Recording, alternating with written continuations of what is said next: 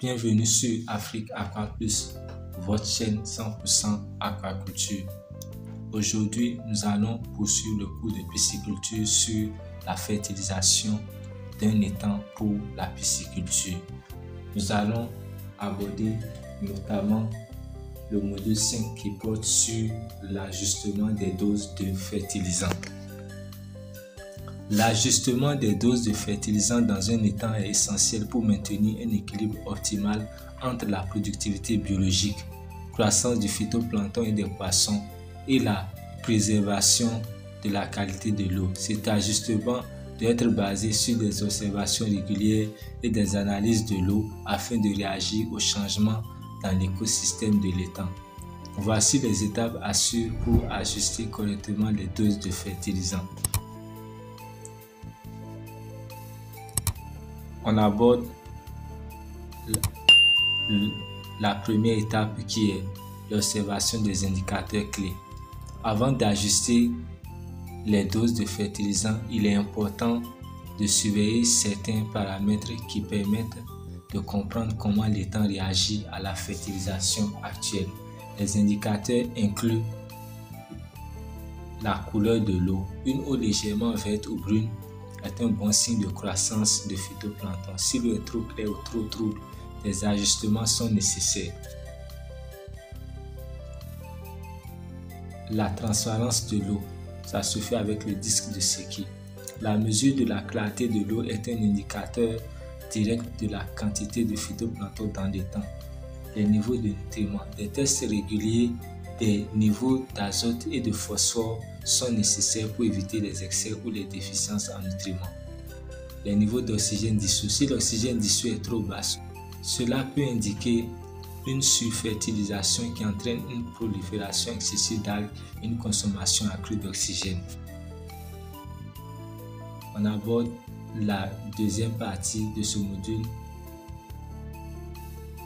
c'est-à-dire la deuxième étape qui parle du fait de réagir au changement dans la couleur et à la transparence de l'eau.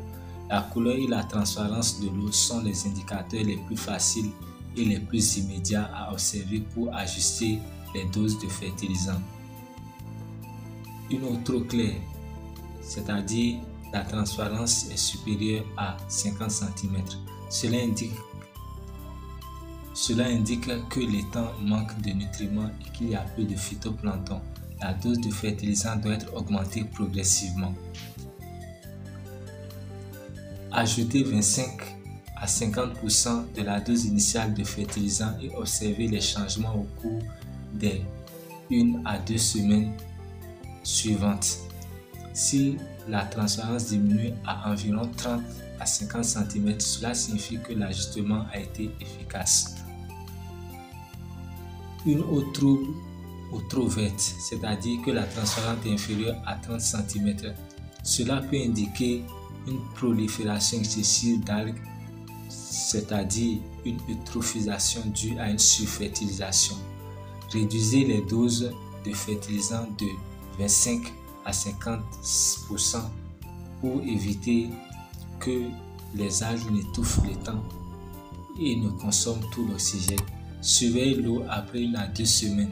Si la transparence s'améliore et atteint 30 à 50 cm, cela signifie que l'ajustement a été efficace.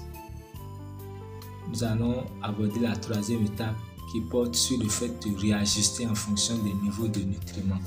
L'analyse chimique de l'eau peut vous donner des informations plus précises sur les concentrations de nutriments, azote et phosphore. Niveau faible en azote, c'est-à-dire inférieur à 0,2 mg par litre. L'ajout d'azote est nécessaire pour stimuler la croissance du phytoplancton.